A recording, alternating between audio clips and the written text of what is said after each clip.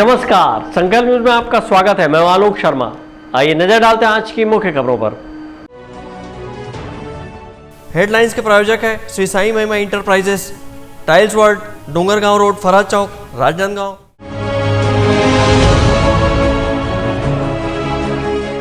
सड़क हादसे में माता पिता सहित 3 बेटियों की मौत।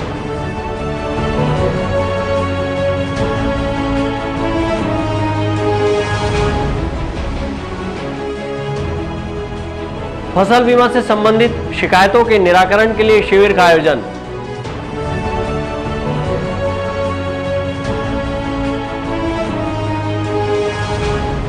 और तेज आंधी व बारिश से फसलों को हुआ नुकसान। अब खबरें विस्तार से। राजनांदगांव जिले के खैरागढ़ निवासी एक परिवार के 3 बेटियों सहित माता पिता की भीषण सड़क हादसे में जलकर मौत हो गई। खैरागढ़ का यह कोचर परिवार बालोद जिले से शादी समारोह में शामिल होकर देर रात खैरागढ़ लौट रहा था। बालोद जिले में अपने साले के बेटे की शादी समारोह की खुशियों में शामिल होकर लौट रहे राजनांदगांव जिले के खैरागढ़ के कोचर परिवार के लिए यह खुशियां मातम में बदल गई। देर रात लगभग 12 बजे सुभाष कोचर शादी समारोह से खैरागढ़ जाने के लिए रवाना होने लगे। तब उनके परिजनों ने रात का हवाला देकर कहा कि आज रुक जाइए, लेकिन सुभाष कोचर ने कहा कि आजकल का माहौल ठीक नहीं है और घर सूना है, इसलिए उन्हें अभी निकलना पड़ेगा। सुभाष कोचर अपने 3 बेटियों वृद्धि कोचर, भावना कोचर, पूजा कोचर और पत्नी कांति कोचर के साथ खैरागढ़ के लिए अपनी कार से निकले। इस दौरान खैरागढ़ लौटते वक्त रास्ते में सिंगारपुर और गोपालपुर के बीच उनकी कार पुलिया से टकराकर पलट गई। कार की टक्कर और पलट जाने से कार में आग लग गई। इस दौरान कार के दरवाजे भी बंद हो गए। इस हादसे में कार के भीतर बैठे कोचर परिवार के 5 लोगों की जलकर मौके पर ही मौत हो गई। मामले की सूचना मिलने पर उनके परिजन खैरागढ़ और बालोद से घटनास्थल पर पहुंचे। इस दौरान उनके परिजनों ने कहा कि उन्होंने रात को रुकने का आग्रह सुभाष कोचर से किया था, लेकिन वह रात को ही खैरागढ़ के लिए निकल गए। एक बहुत ही दुखद दुर्घटना हुई।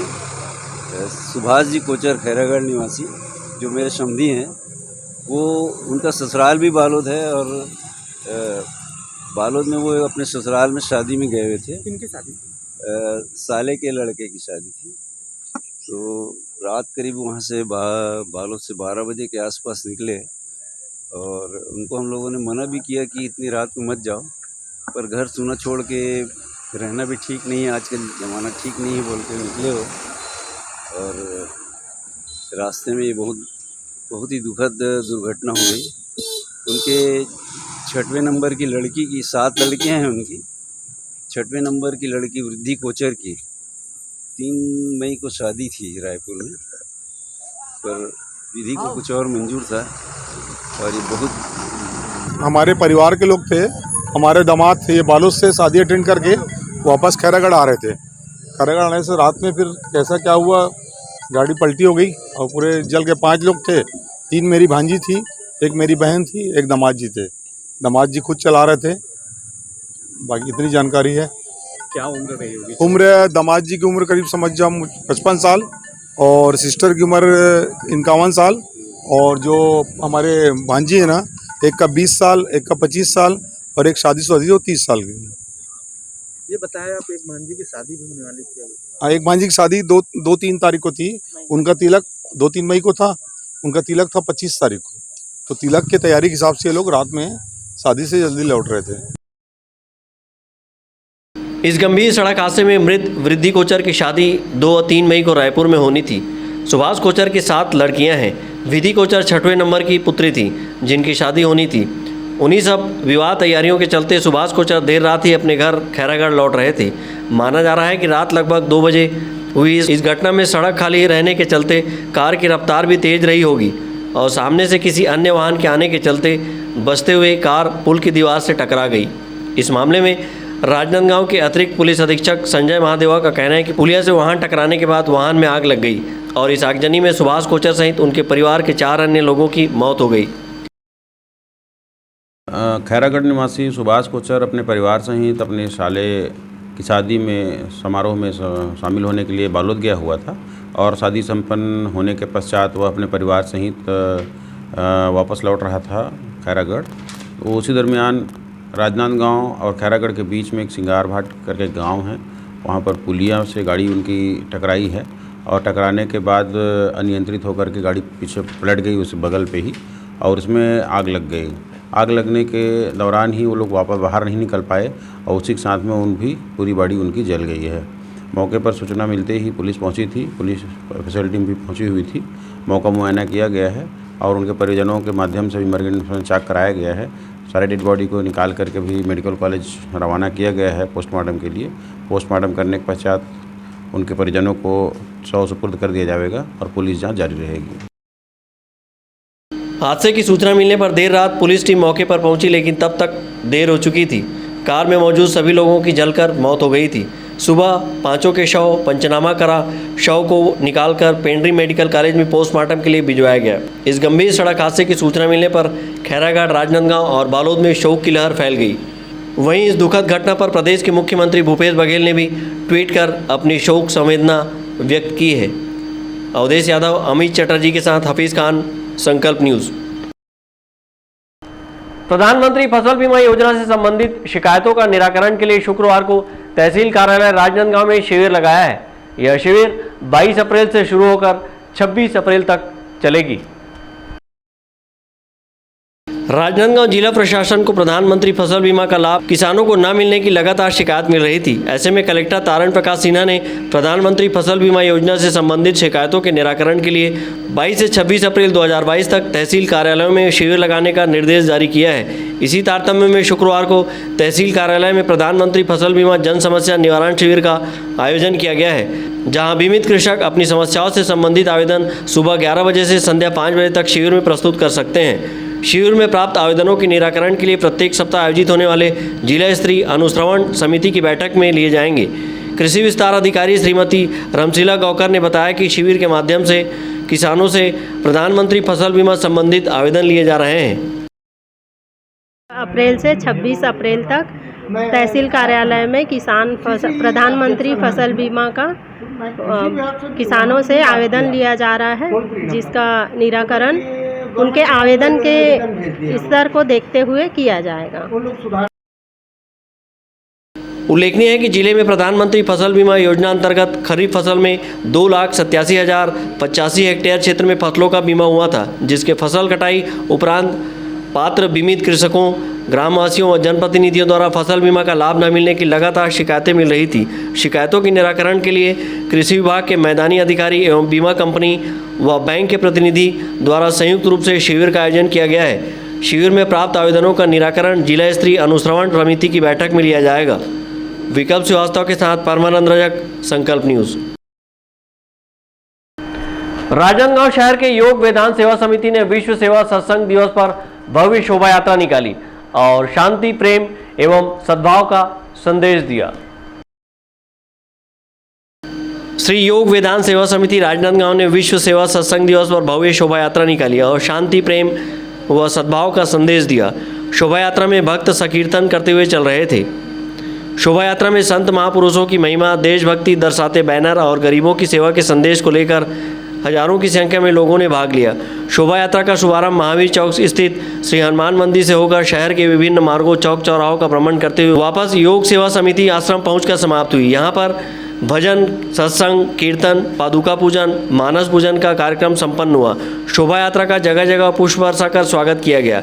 इसी तरह विभिन्न जगहों पर शरबत, फल, छाछ का वितरण भी किया गया।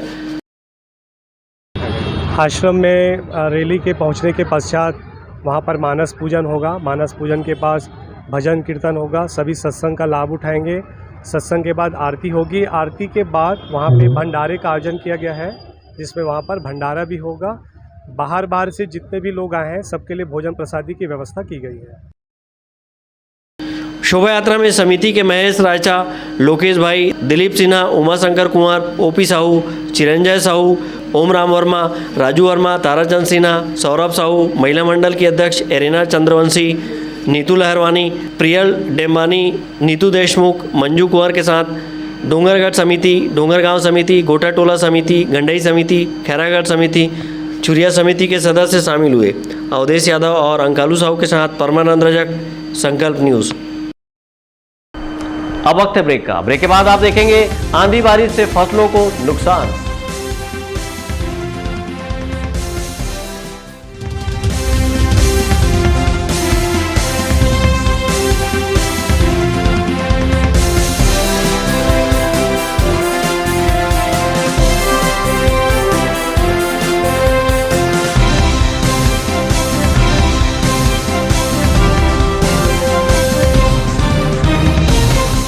राजनांदगांव जिले का सबसे विश्वसनीय व किफायती अस्पताल शुक्ला मल्टी स्पेशलिटी हॉस्पिटल। हमारे यहाँ विशेषज्ञ डॉक्टरों द्वारा विभिन्न ओपीडी सेवाएं संचालित है। यहाँ मेडिसिन विभाग, शिशु रोग, स्त्री रोग, नाक कान गला रोग, यूरोलॉजी, न्यूरोलॉजी, हड्डी रोग, जनरल सर्जरी और बच्चों के सर्जन द्वारा ऑपरेशन की सुविधा उपलब्ध है। साथ ही पैथोलॉजी, ईसीजी, ऑक्सीजन एवं भर्ती की सुविधा 24 घंटे उपलब्ध है। आयुष्मान कार्ड और राज्य हेल्थ कार्ड से इलाज की सुविधा उपलब्ध है। Shukla multi specialty hospital, Basantpur, Rajnandgaon.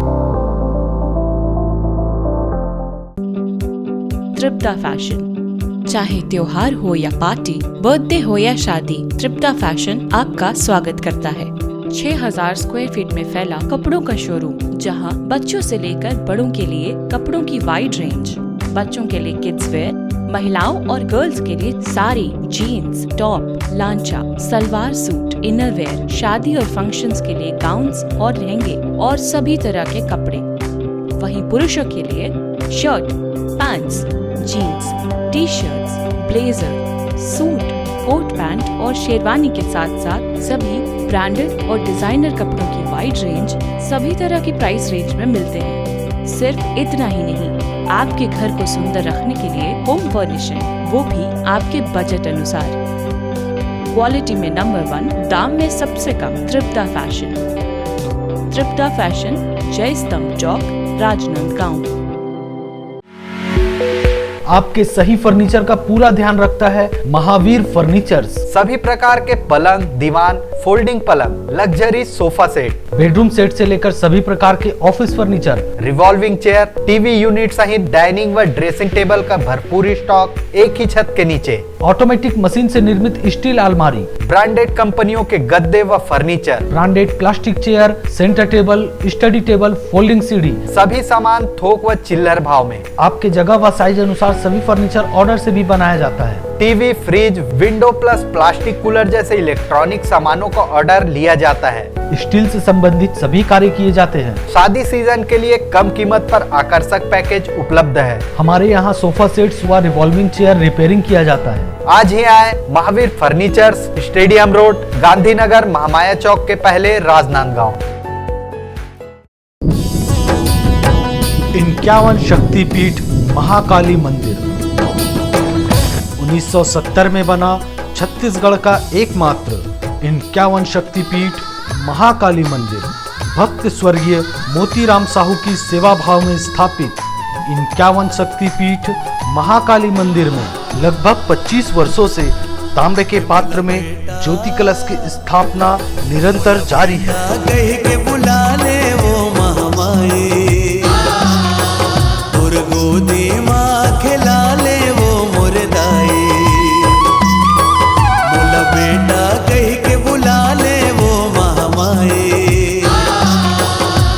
इक्यावन शक्तिपीठ महाकाली मंदिर, नंदई चौक, राजनांदगांव।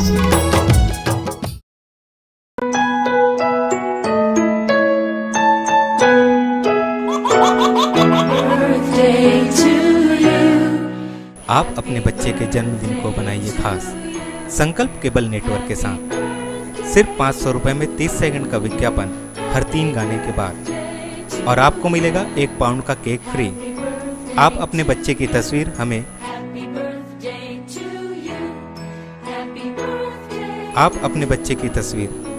व्हाट्सएप के इन नंबरों पर भेज सकते हैं।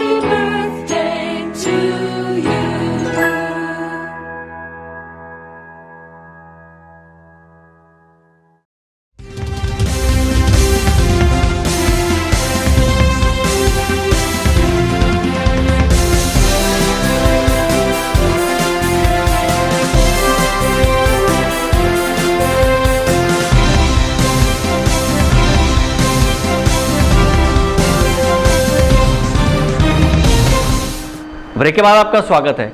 बीते गुरुवार की देर रात राजनांदगांव जिले के मौसम में बदलाव के चलते तेज आंधी और गरज के साथ बारिश हुई, जिससे फसलों को काफ़ी नुकसान पहुंचा है। खासकर आम और केले की फसल के साथ सब्जियों को भी मौसम की मार झेलनी पड़ी है। छत्तीसगढ़ प्रदेश में उत्तर क्षेत्र से उत्तर पश्चिमी और दक्षिण क्षेत्र से दक्षिणी हवाएं चलने की वजह से मौसम में परिवर्तन देखने को मिल रहा है। राजनांदगांव जिला इन दिनों भीषण गर्मी से जूझ रहा है। इस बीच गुरुवार की देर रात लगभग 10 बजे अचानक तेज आंधियां चलने लगी और रात लगभग 1 बजे गरज के साथ वर्षा हुई। मौसम में आए इस बदलाव के चलते आंधी और बारिश के बीच फसलों को काफ़ी नुकसान पहुंचा है। खासकर आम, तरबूज, खरबूजा और केले की फसलें इस मौसम में प्रभावित हुई हैं। तेज आंधी की वजह से आम पेड़ से गिरकर धराशायी हो गए, तो वहीं केले के पेड़ भी मौसम की मार नहीं झेल पाए और ज़मीन पर गिर पड़े। सब्जी बाड़ी लगाने वाले किसानों का कहना है कि मौसम में आए बदलाव, आंधी, तूफान, बारिश के चलते फसलों को काफ़ी नुकसान पहुंचा है। बेमौसम हुई इस बारिश से मौसमी फलों के साथ सब्जियों पर भी इसका असर पड़ने की संभावना है। देर रात हुई तेज बारिश और सुबह कड़ी धूप के चलते फसलों पर इसका असर आने वाले दिनों में दिखाई पड़ेगा। भीषण गर्मी और मौसम में आए बदलाव से किसानों को नुकसान उठाना पड़ सकता है। विकल्प श्रीवास्तव के साथ हफीज खान, संकल्प न्यूज़। राजनांदगांव जिले के छुरिया क्षेत्र में भी मनरेगा कर्मचारी अपनी विभिन्न मांगों को लेकर हड़ताल पर है। इस दौरान धरना प्रदर्शन करते हुए उन्होंने विभिन्न सोशल नेटवर्किंग के माध्यम से भी अपनी मांगों को सामने रखा है। छत्तीसगढ़ मनरेगा कर्मचारी महासंघ के तत्वावधान में दिनांक 4 अप्रैल से प्रारंभ किए गए अनिश्चितकालीन हड़ताल की कड़ी में जिला राजनांदगांव के 1000 से अधिक मनरेगा कर्मचारियों ने विभिन्न सोशल नेटवर्किंग साइट के जरिए सरकार के जन घोषणा पत्र को आत्मसात करने हेतु स्मरण कराया है। वहीं छत्तीसगढ़ के मुख्यमंत्री, पंचायत ग्रामीण विकास मंत्री, प्रदेश कांग्रेस अध्यक्ष, भारतीय राष्ट्रीय कांग्रेस अध्यक्ष एवं भारत सरकार को टैग करते हुए अपने नियमितीकरण की मांग की है। कर्मचारियों का यह नायाब तरीका सोशल मीडिया में ट्रेंड कर रहा है, जिसमें सभी कर्मचारी अपने मांगों को लेकर नारे लगाते नजर आ रहे हैं। साथ ही कर्मचारियों के द्वारा नियमितीकरण के वादे को याद दिलाया जा रहा है।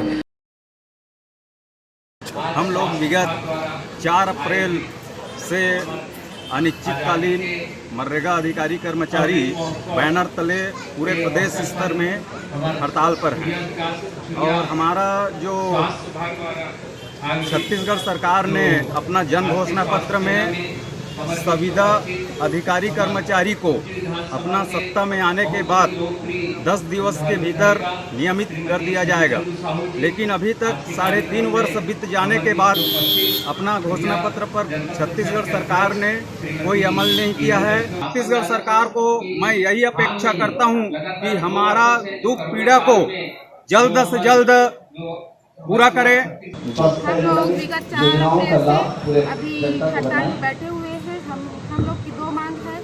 हम बस नियमितीकरण चाहते हैं और कुछ नहीं चाहते हैं, और हमारा दुख इतना है कि हम बता नहीं सकते। हम लोग 5000 मिलता है, उससे कुछ नहीं होता है, हमारा घर भी नहीं चल पाता है। और बहुत बड़ी दुख की बात है कि सरकार हम लोग को यहाँ पर बैठा के रखी है। अभी तक हम लोग का मांग पूरा नहीं हुआ है। मैं चाहती हूँ कि हमारा मांग जल्द से जल्द पूरा किया जाए। सभी मनरेगा कर्मचारियों ने प्रदेश सरकार से गुहार लगाई है कि हमारी मांगों को पहले पूरा करें। संकल्प न्यूज़ के लिए छुरिया से ताहिर खान की रिपोर्ट। आज की खबरों में बस इतना ही। हमें दीजिए इजाजत। नमस्कार।